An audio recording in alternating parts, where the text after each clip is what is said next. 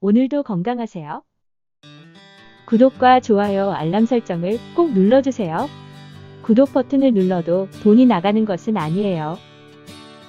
생활 수준의 향상으로 인한 청결한 위생 상태로 1996년 이후 우리나라의 기생충 감염률은 0%에 가까워졌습니다. 그러나 2005년에 중국산 수입 김치에서 기생충알이 검출되면서 다시 기생충의 위험이 도사리고 있습니다. 2005년 중국산 김치에 기생충이 생기게 된 원인과 종류, 어떤 피해가 올 수 있는지 알아봅시다. 기생충이란 단어가 그 어떤 치명적인 바이러스의 이름보다도 혐오스럽게 느껴지는 건 아마도 우리나라 대부분의 성인들이 어린 시절 학교에서 나누어 주던 체변 봉투를 통해 유쾌하지 않은 기억으로 떠올리기 때문일 것입니다. 체변 검사는 생활 수준이 그리 높지 못해 국민의 대다수가 기생충에 감염되었던 1966년에 시작되어 1996년 기생충 감염률이 0% 가까이 될 만큼 위생 상태와 생활 수준이 높아져 중단되었지만 중국산 수입 김치로 인해 최근 다시 기생충이 위협이 되고 있습니다. 그럼 중국산 김치는 왜 기생충알이 많을까요? 그 원인으로는 중국의 인분 사용이 주된 원인입니다.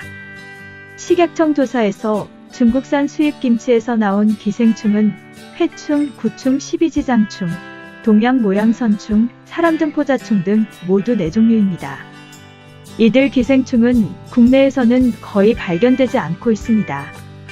우리나라의 경우 1960년대 이후 인분 사용을 금지하고 화학 비료를 사용하고 있지만 중국은 여전히 인분을 사용하고 있어 김치에서 기생충이 나왔을 가능성이 큽니다.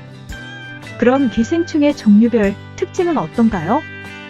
회충은 사람의 입으로 알이 들어오면 약 2개월 정도면 성충이 됩니다.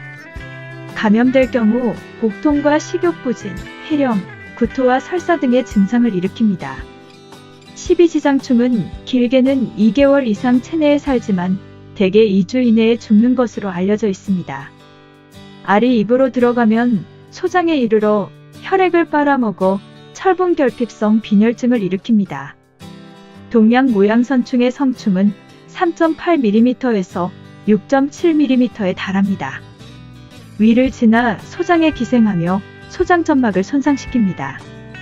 사람등포자충은 국내에서는 발견 사례가 흔치 않은 기생충으로 소장점막에 손상을 입혀 영양흡수와 장질환을 유발합니다.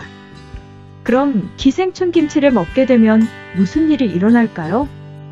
기생충 알은 보통 사람의 기관지나 식도, 위장에서 기생하면서 1에서 2개월 뒤 자라나 성충이 된 후 소장이나 대장에서 영양분을 빼앗고 복통, 구토, 피로감, 설사 등을 일으킵니다. 그러나 이들 기생충 알이 검출된 김치를 먹었다고 해도 대부분에는 치명적이지 않고 면역력이 강한 사람들은 감염될 확률이 낮으며 기생충 알이 몸 안에서 성충으로 부화하지 않고 변으로 그냥 배출되면 인체에는 아무 피해가 없습니다.